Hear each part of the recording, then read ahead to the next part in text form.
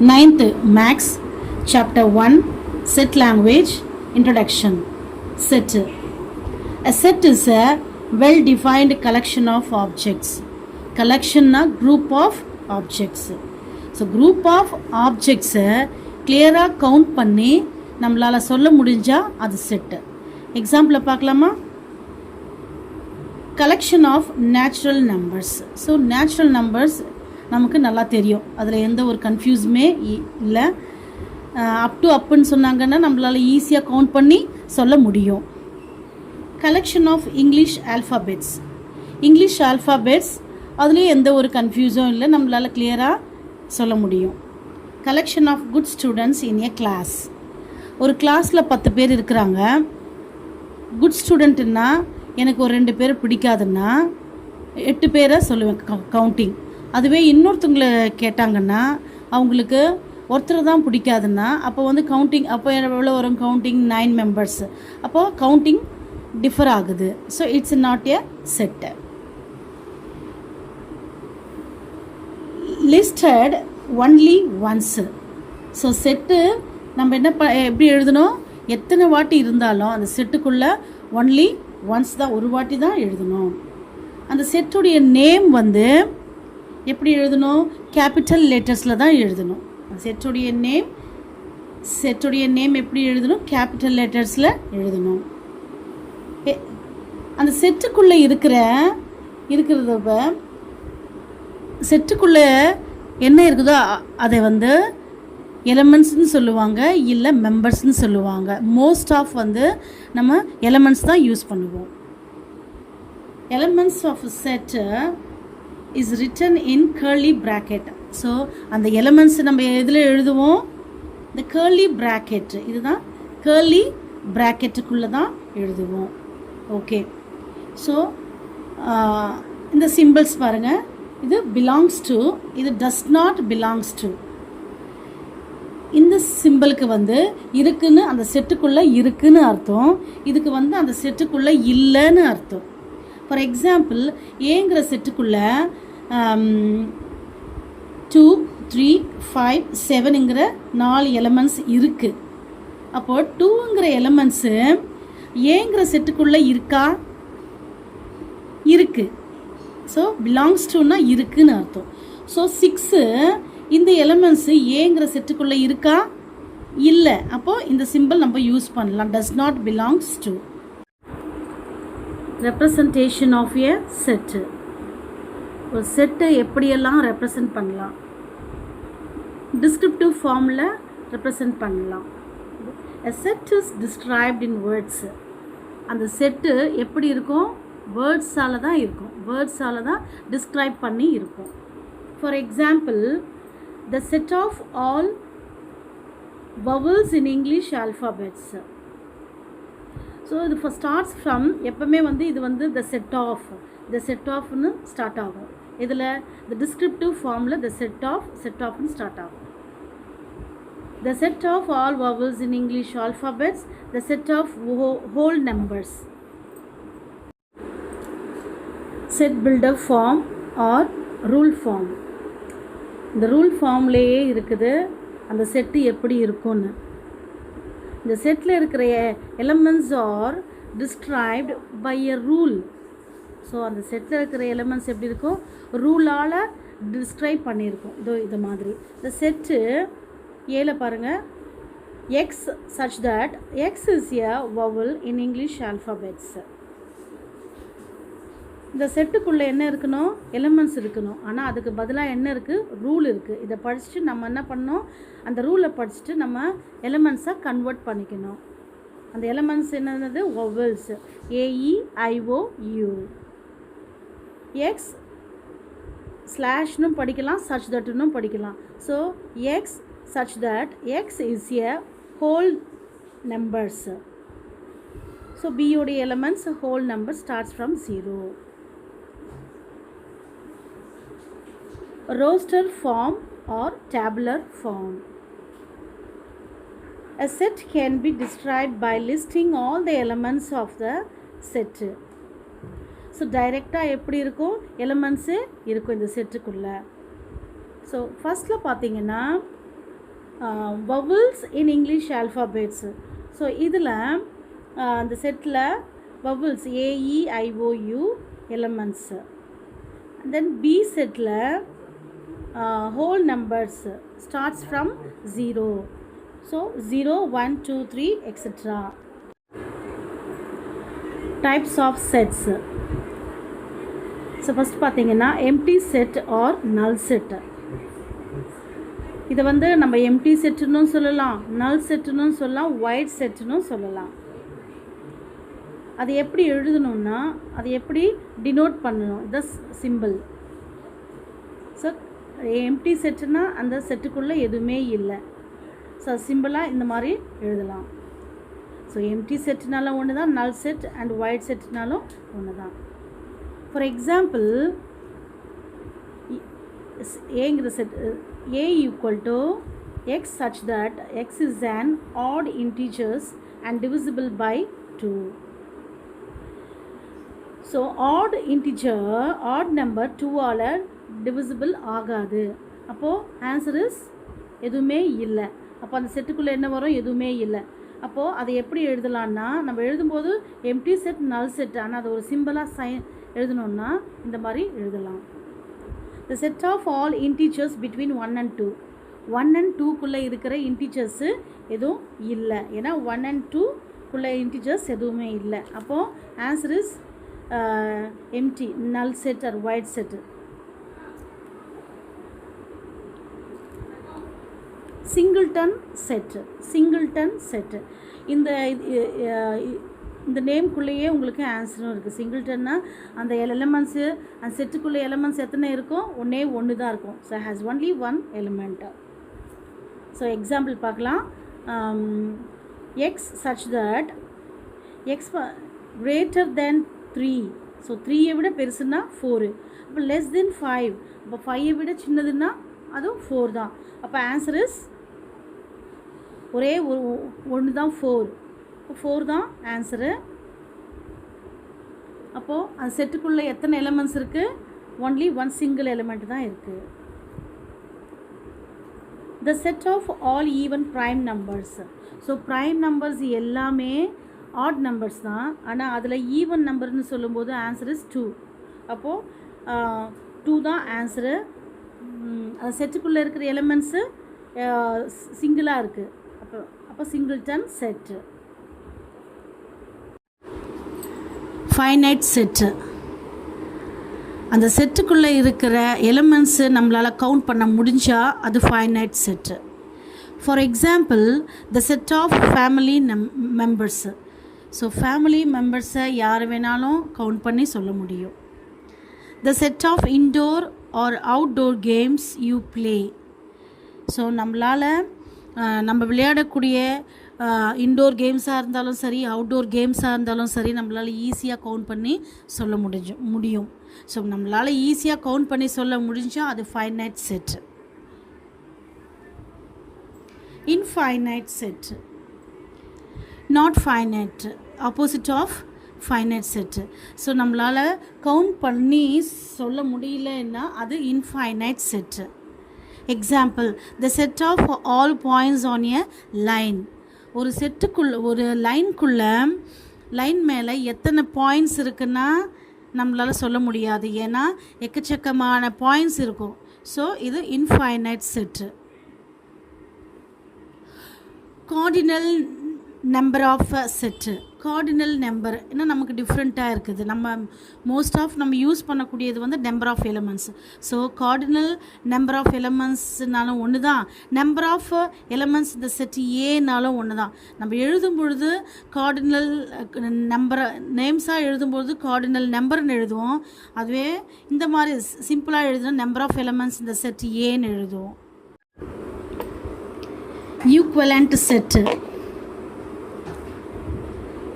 ஒரு செட்டுக்குள்ளே இருக்கிற number of எலிமெண்ட்ஸும் இன்னொரு செட்டுக்குள்ளே இருக்கிற நம்பர் ஆஃப் எலிமெண்ட்ஸும், அதாவது கவுண்டிங் செட்டில் இருக்கிற ஏங்கிற செட்டுக்குள்ளே இருக்கிற அந்த கவுண்டிங்கும் பியில் இருக்கிற நம்பர் ஆஃப் எலிமெண்ட்ஸ் அந்த செட்டுக்குள்ளே இருக்கிற கவுண்டிங்கும் ஒன்றா ஈக்குவலாக இருந்தால் அதுதான் ஈக்குவலண்ட் செட்டு. இப்போ பார்த்தீங்கன்னா ஃபார் எக்ஸாம்பிள் ஏங்கிற செட்டுக்குள்ளே பால் பேட்டு என்கிற 2 எலமெண்ட் இருக்குது. பிங்கிற செட்டுக்குள்ளே ஹிஸ்ட்ரி ஜியாகிரஃபிங்கிற 2 எலமெண்ட்டும் இருக்குது. அப்போ ஏல எத்தனை எலமெண்ட்டு? 2. பிலேயும் 2. அப்போ ஈக்குவலாக இருக்குது. அப்போ அதுதான் என்னது? Equivalent set. If A and B are equivalent sets, then it is written as அப்போ equivalent set நம்ம எப்படி எழுதணும்? இப்படி தான் எழுதணும். A equivalent B.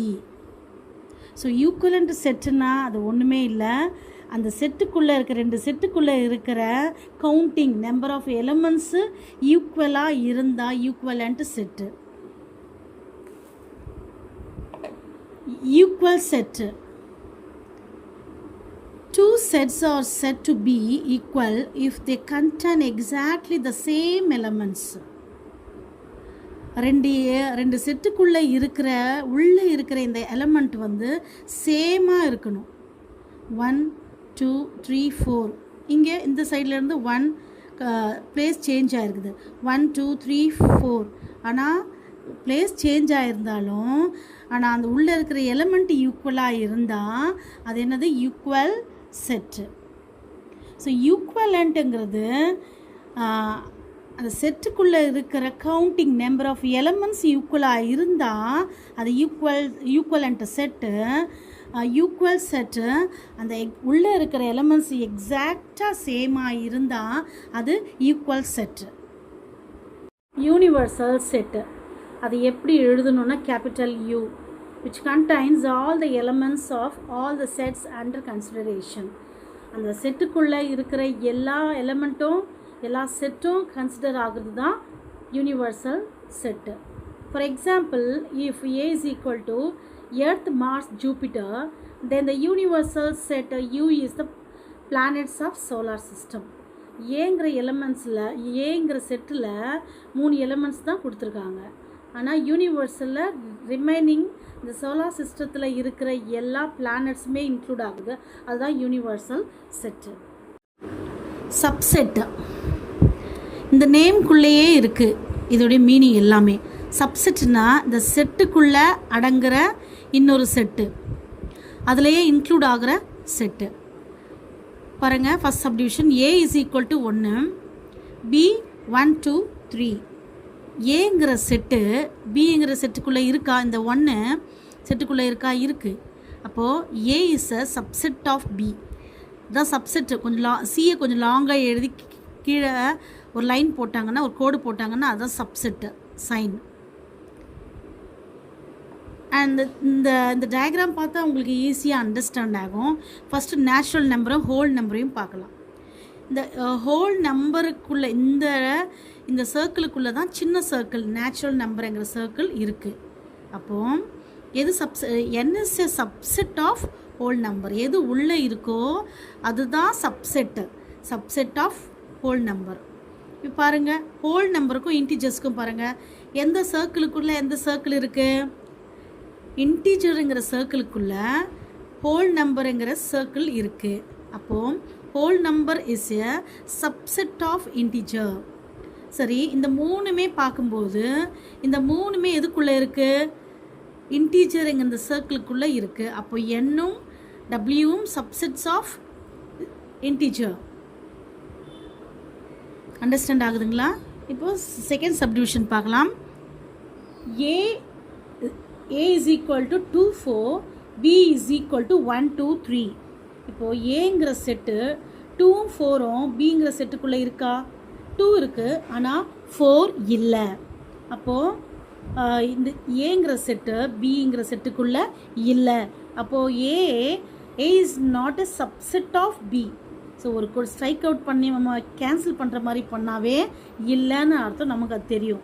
ஓகேங்களா? இது வந்து சப்செட்டு, இது இருக்குன்னு அர்த்தம், இது இல்லைன்னு அர்த்தம்.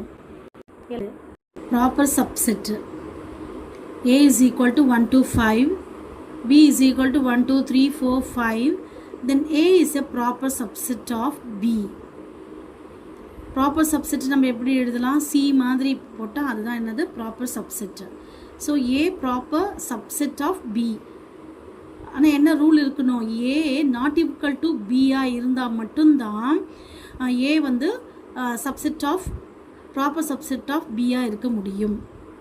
பாருங்கள் 1 2 5 இந்த செட்டு வந்து 1 2 5 1 2 5 பியில் இருக்குது. அப்போ இது ஒரு சப்செட்டும் இதுவும் இது சப்செட்டு தான். அதோட ப்ராப்பர் சப்செட்டாக இருக்கிறதுக்கு என்ன இருக்கக்கூடாது, சேம் எலிமெண்ட்டாக இருக்கக்கூடாது எல்லாமே. இதில் பாருங்கள் 1 2 5 இருக்குது, 1 2 5 இருக்குது. அதுவே 3ம் 4ம் இருந்துச்சுன்னா this is not a proper subset. ஏன்னா சேம் நம்பர் ஆஃப் உள்ளே இருக்கிற சேம் எலிமெண்ட்ஸ் இருக்கக்கூடாது. அதான் சேம் நாட் ஈக்குவல்ட்டாக இருக்கணும், ஒன்று ஏதாச்சும் கம்மியாக இருக்கணும்.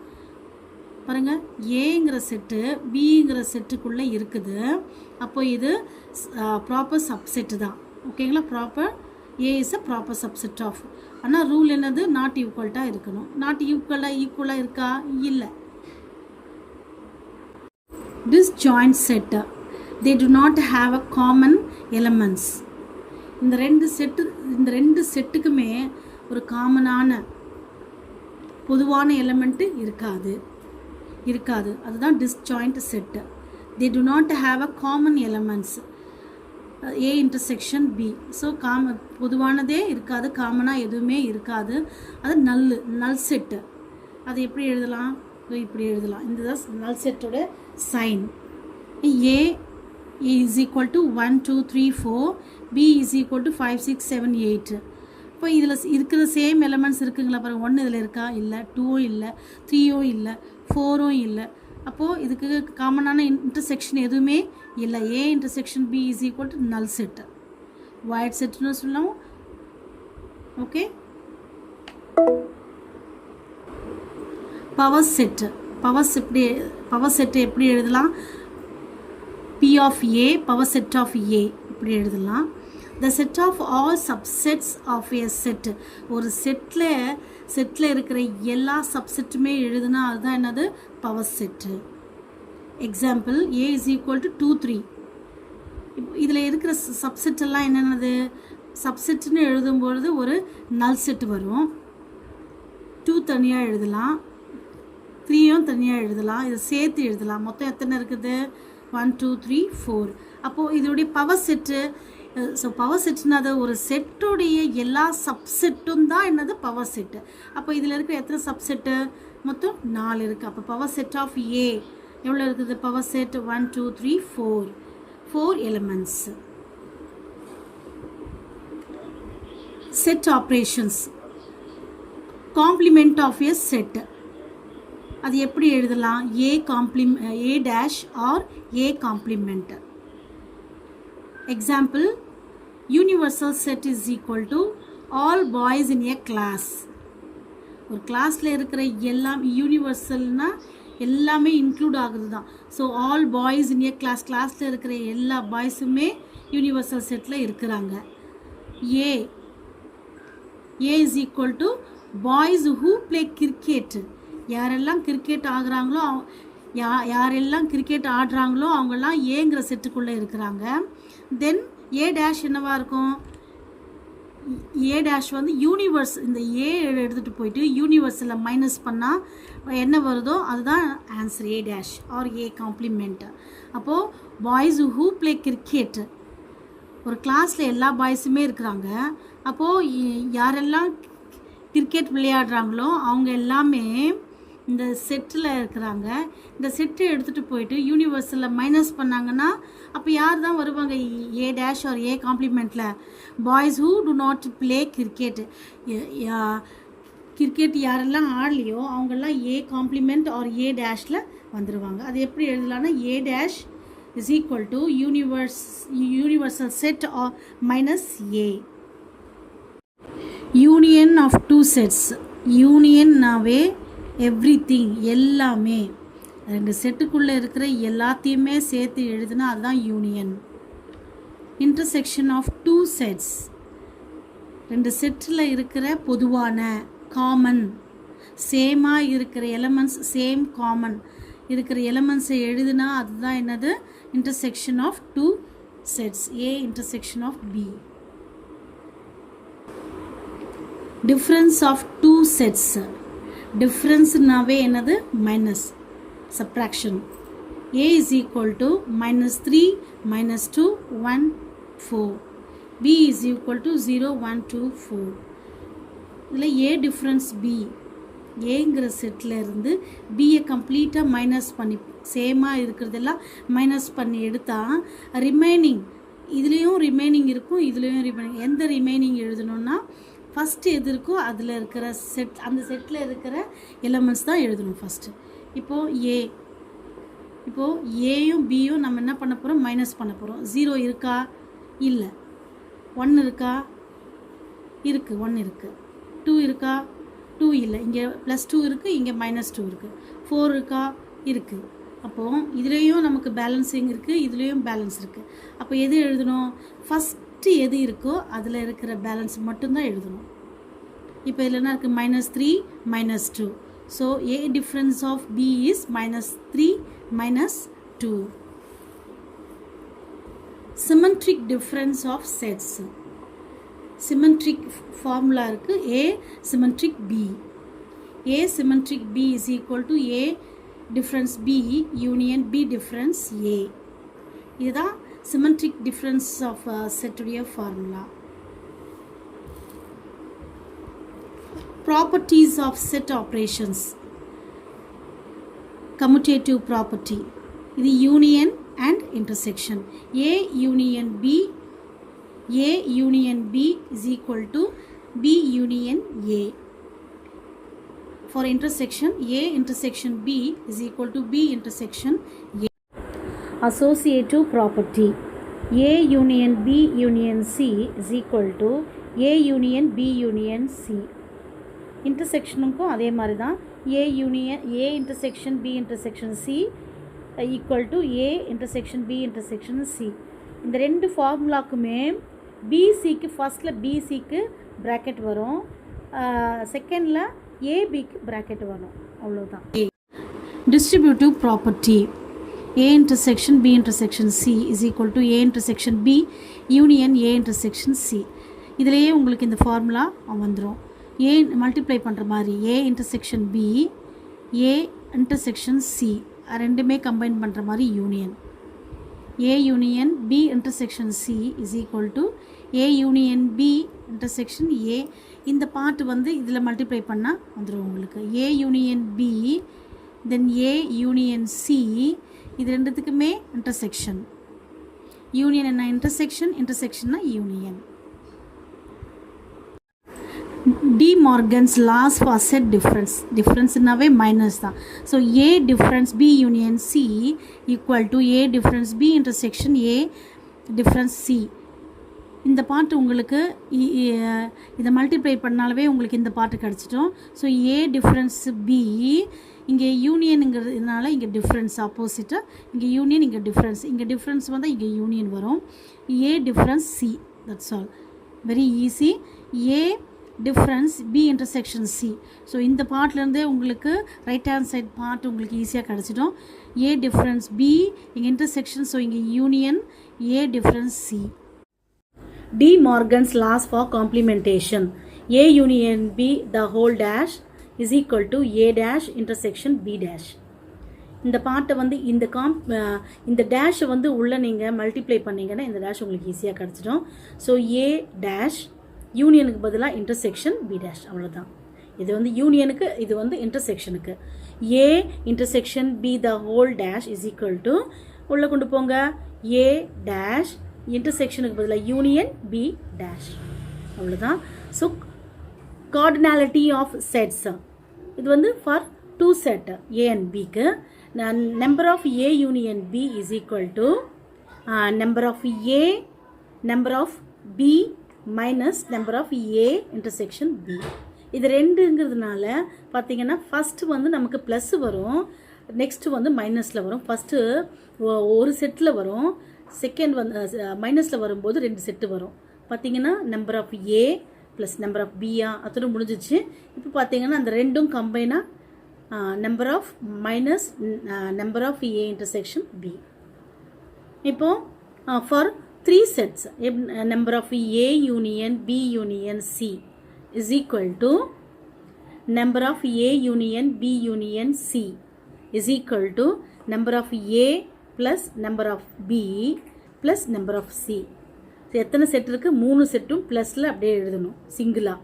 ஓகேங்களா? நெக்ஸ்ட்டு மைனஸில் 2 செட் எழுதணும்.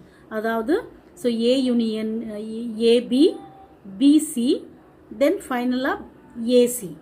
பார்த்தீங்கன்னா மைனஸில் number of AB minus number of BC minus number of ஃபைனலாக ஏசி. ஓகேங்களா? ஸோ ஃபைனலாக plus, first plus minus plus 1 ஒரு செட்டு 2 செட்டு 3 செட்டும் கம்பைனாக எழுதணும். So number of A intersection B intersection C. ஓகேங்களா? ஸோ ஃபார்முலாஸு இருக்குது.